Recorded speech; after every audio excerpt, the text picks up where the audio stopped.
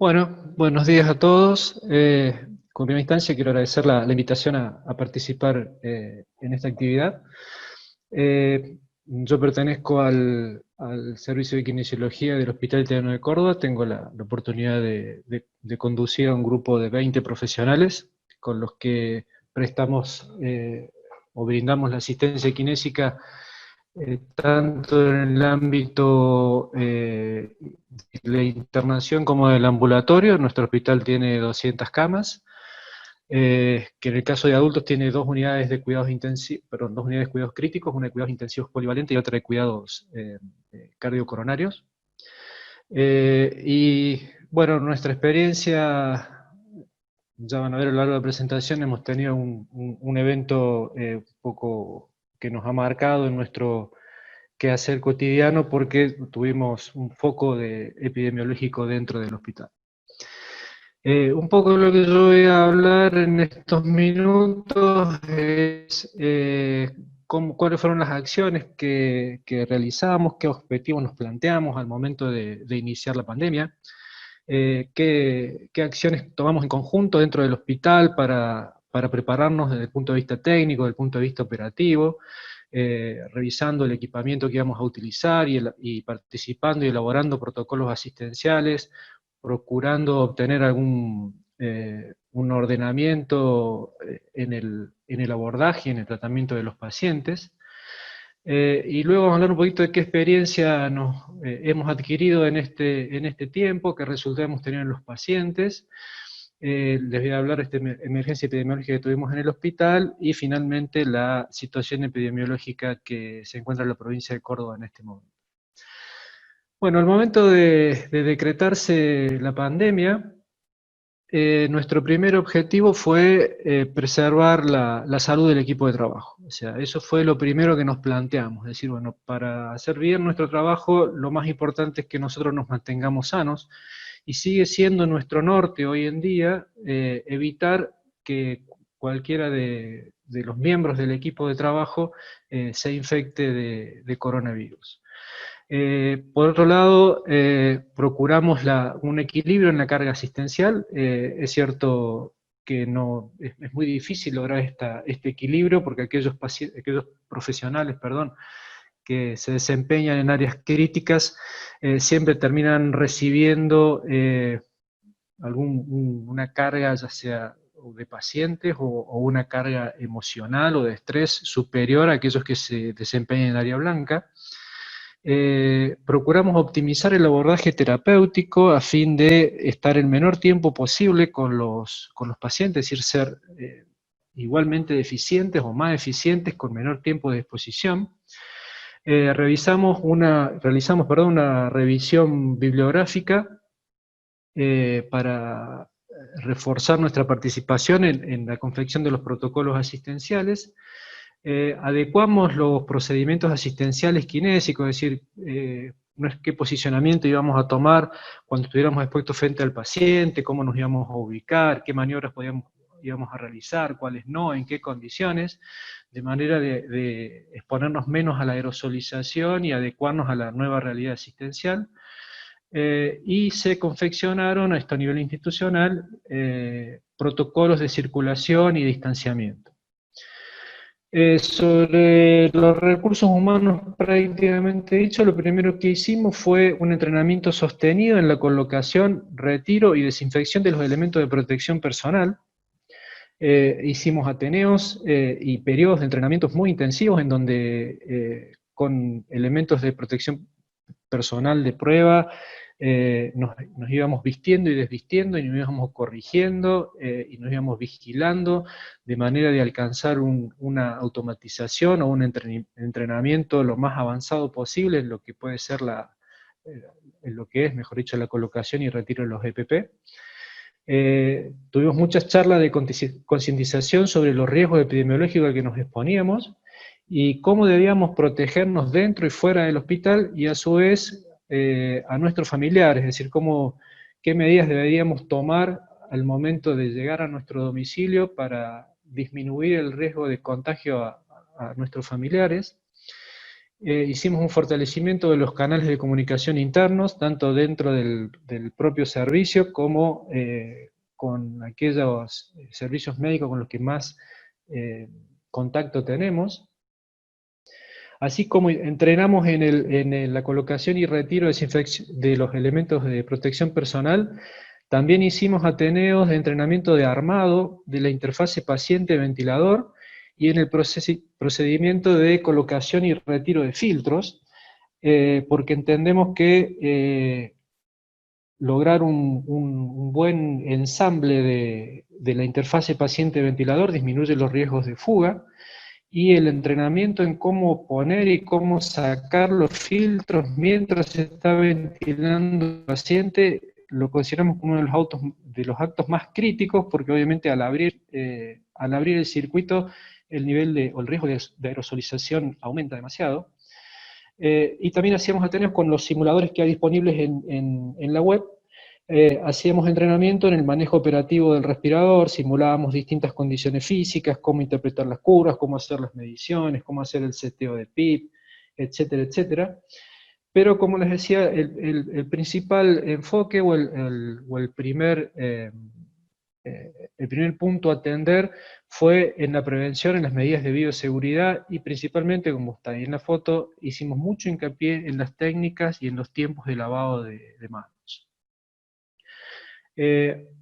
Estas eran unas de las imágenes con las que entrenábamos la colocación de los elementos de protección personal. Esta corresponde al nivel 4, es el nivel de máxima protección.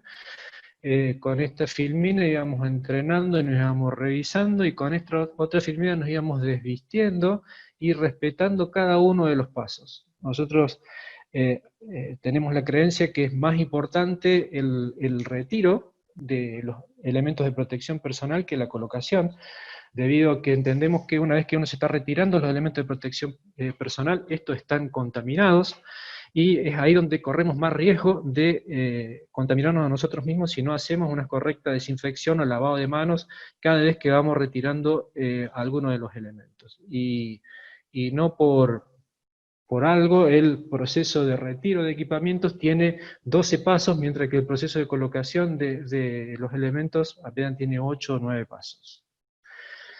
En relación al equipamiento a utilizar, participamos con el personal del hospital en la revisión de toda la planta de respiradores disponibles y la disponibilidad de descartables que había en la farmacia. Nosotros no tenemos, mi hospital es un hospital de comunidad que no recibe aportes del Estado, y nuestra planta de respiradores no es de la más moderna, tenemos una antigüedad promedio de 3, 4 años, por lo que preveíamos que en un uso intensivo podríamos tener algún tipo de falla en los respiradores, y eso ponernos en una situación crítica de ventilación, por lo que fuimos al quirófano y seleccionamos qué mesas de anestesias podíamos trasladar desde quirófano a la terapia, en el caso que fuese necesario.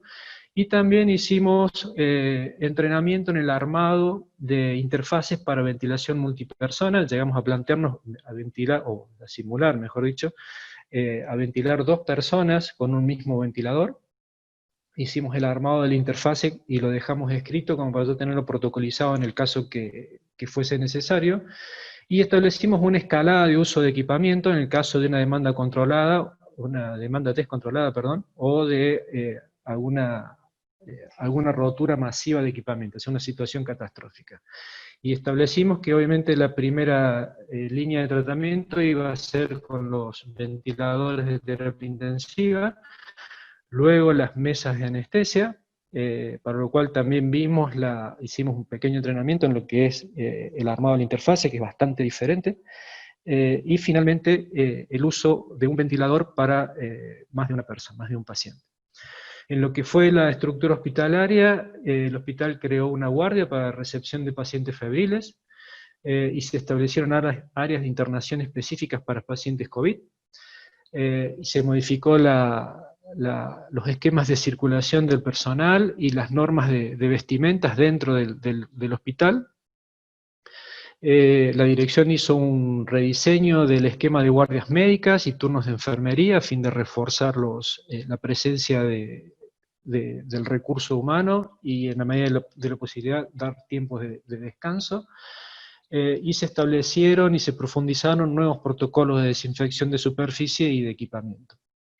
En lo que son los protocolos asistenciales de interfase paciente-ventilador, nosotros usamos humidificación pasiva y colocamos filtros EPA en la rama expiratoria y pusimos a seleccionar filtros que tuviesen una capacidad de filtrado de 99.99% o superior para asegurarnos que el filtro que va antes de la válvula expiratoria tenga una correcta capacidad de filtrado, y se consensuó entre kinesiología, terapia intensiva y el servicio de infectología realizar un recambio de filtros cada 48 horas.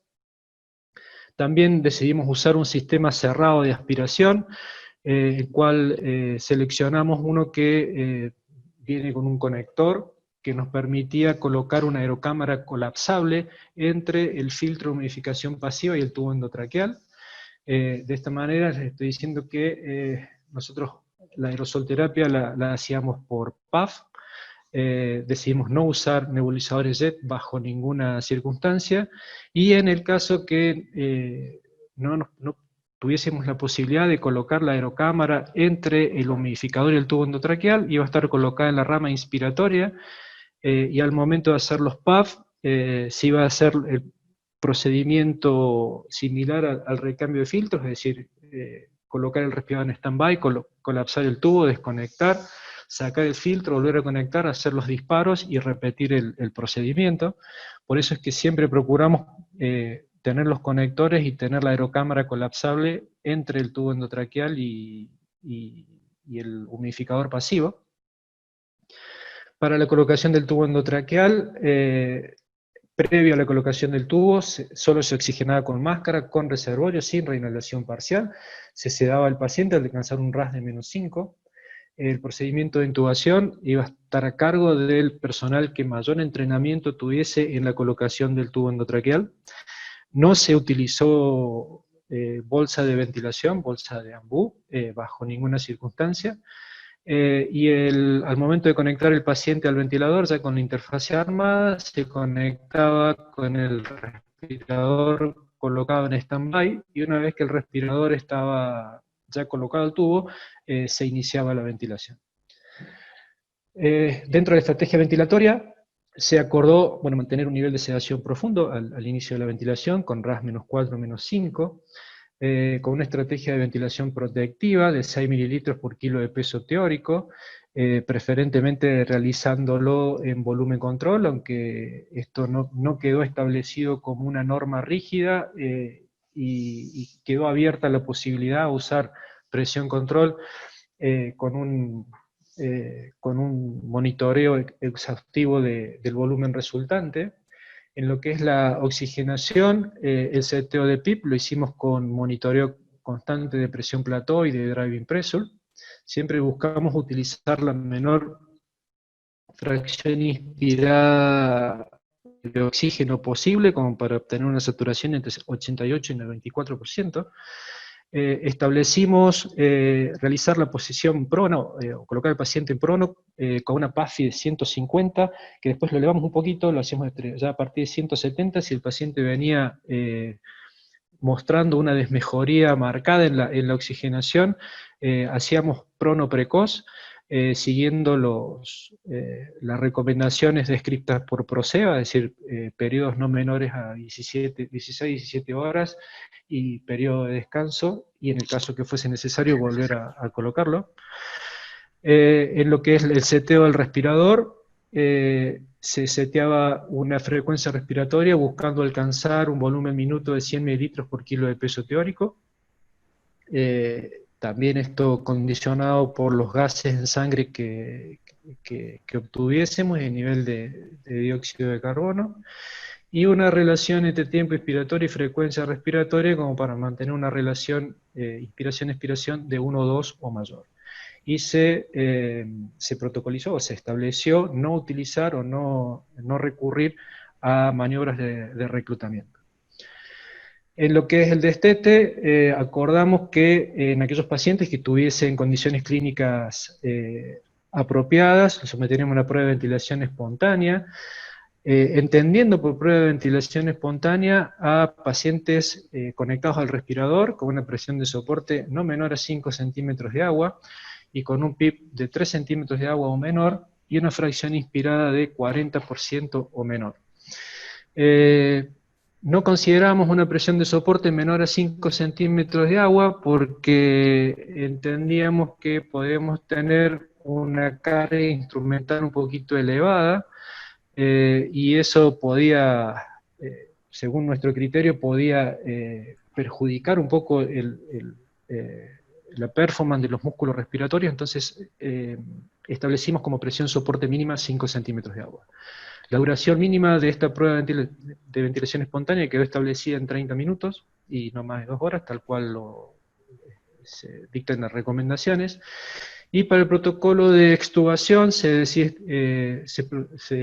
protocolizó, utilizar un campo quirúrgico sobre el tubo endotraqueal. Teníamos la posibilidad de tener un campo quirúrgico transparente, y antes de desinflar el balón del tubo, se pasaba el respirador a stand-by y se retiraba el tubo con el respirador detenido. Una vez retirado el tubo, se oxigenaba con máscara de reservorio. En lo que es el soporte no invasivo, nosotros utilizamos realizar una oxigenoterapia convencional con escalada de sistemas que entreguen mayor fracción inspirada de oxígeno, hasta llegar a la máscara con reservorio sin reinhalación parcial. Se descartó el uso de la ventilación no invasiva. El motivo de descartar este tipo de tratamientos se basó principalmente en los riesgos a los que se expone el equipo de salud por la aerosolización, también por el escaso nivel mejor dicho, la evidencia muestra que la ventilación no invasiva no es muy eficiente en pacientes hipoxémicos, y aquellos trabajos que hablan de que han tenido éxito con la ventilación no invasiva estuvo asociada a disponibilidad de recursos humanos capacitados durante 24 horas, el uso de interfaces adecuadas y de equipamiento adecuado.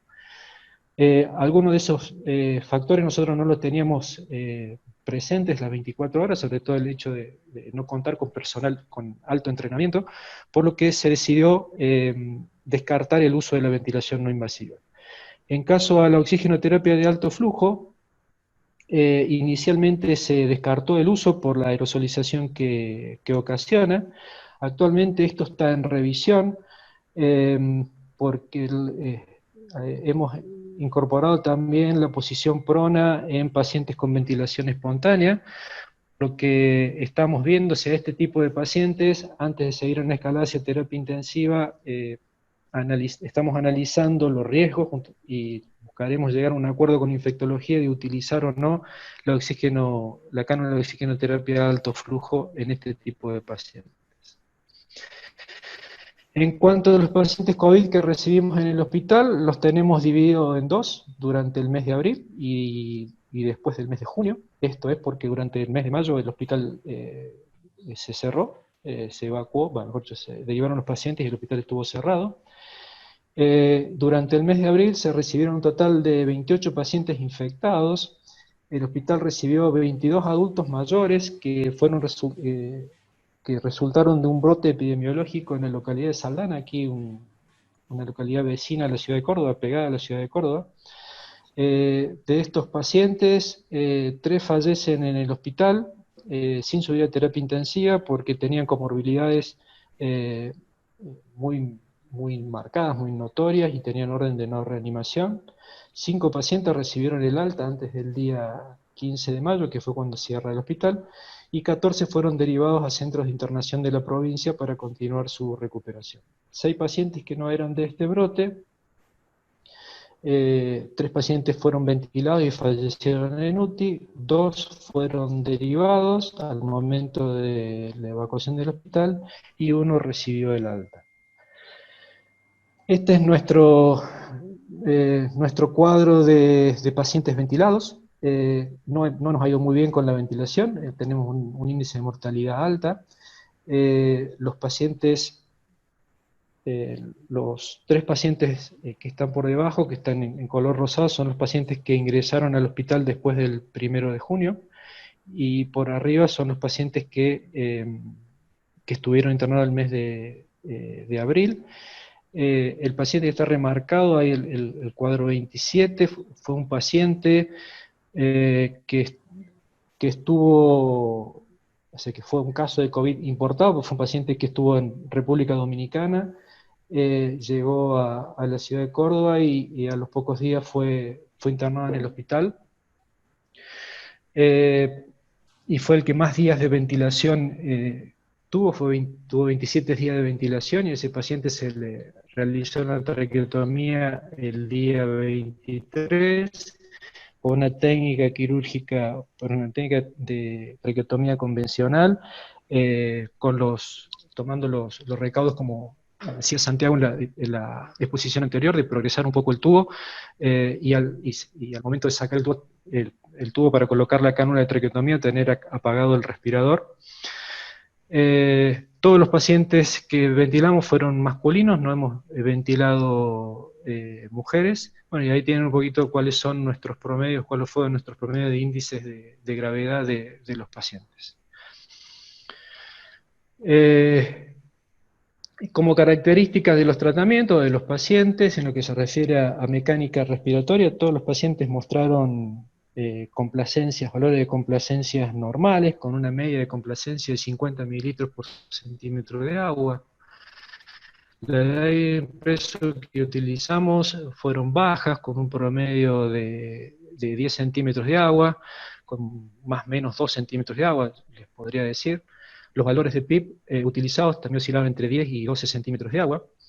Tuvimos buena respuesta al prono. Cada vez que pronábamos al paciente teníamos una mejoría significativa de la PAFI. En algunos pacientes solo tuvimos que hacer un solo posicionamiento en prono, y hubo uno de los pacientes que falleció la semana pasada. Ese paciente tuvo reiterados posicionamientos en prono, porque si bien la PAFI mejoraba con el prono, al despronarlo volvía a empeorar.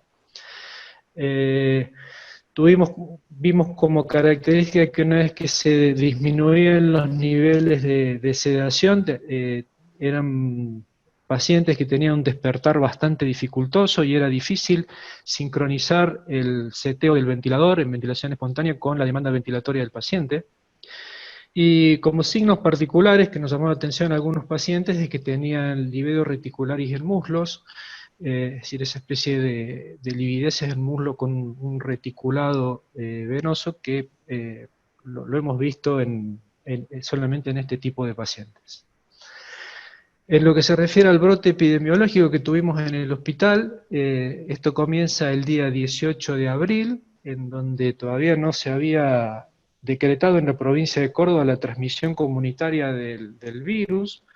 Por lo tanto, el triage que se hacía de ingreso era, bueno, ver si el paciente tenía algún síntoma, si tenía fiebre, o si había tenido contacto con había viajado al exterior, había tenido contacto con alguna persona que había estado en el exterior. Bajo este triage ingresa un paciente de sexo masculino, de 81 años, con un cuadro de oclusión intestinal, que recibió en la guardia, pasa al internado común. Tuvo 2 ingresos en quirófano, uno para una laparotomía exploradora y otro para una hemicolectomía. Pasa por la unidad de recuperación quirúrgica y comienza el día 23 con un cuadro febril. Al comienzo del cuadro febril comienzan a hacerse cultivos, múltiples cultivos y esquemas antibióticos rotativos. Se interpretó que este cuadro febril podría deberse a alguna complicación de la cirugía o a una flebitis que tenía el paciente. Sin embargo, el paciente sigue empeorando si bien deja de hacer fiebre, sus placas radiográficas comienza a empeorar, empiezan los típicos esmerilados del COVID,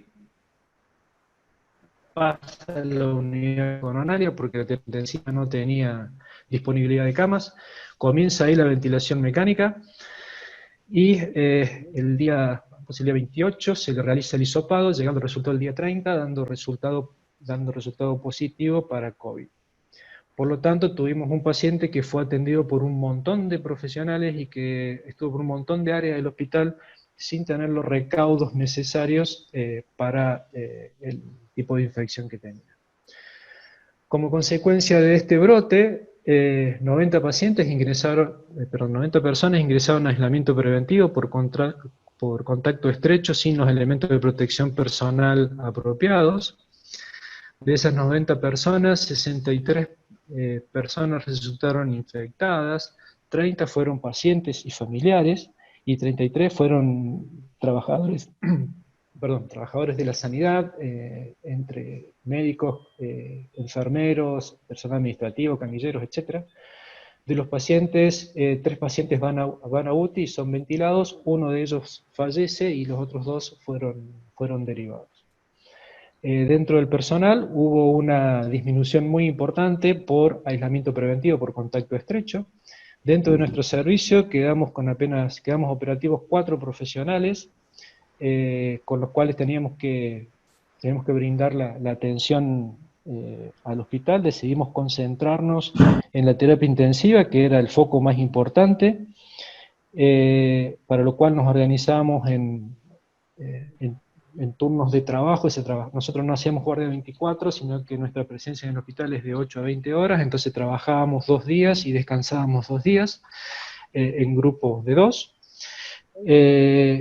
Y afortunadamente dentro del equipo de trabajo no hubo infectados, ningún kinesiólogo, por más que somos uno de los más expuestos por el nivel de contacto que tenemos con los pacientes, no hubo kinesiólogos infectados durante el brote, así que nosotros al día 15 de mayo ya estábamos en condiciones operativas completas de seguir funcionando. Y afortunadamente también a la fecha no tenemos kinesiólogos infectados, y esperemos poder continuar así. Es nuestro, como les decía al principio, es nuestro norte, cuidarnos. Ante este cuadro, el Comité de Emergencia de la provincia de Córdoba determina el cierre del hospital desde el 15 de mayo hasta el 1 de junio. Antes de autorizar la reapertura del hospital,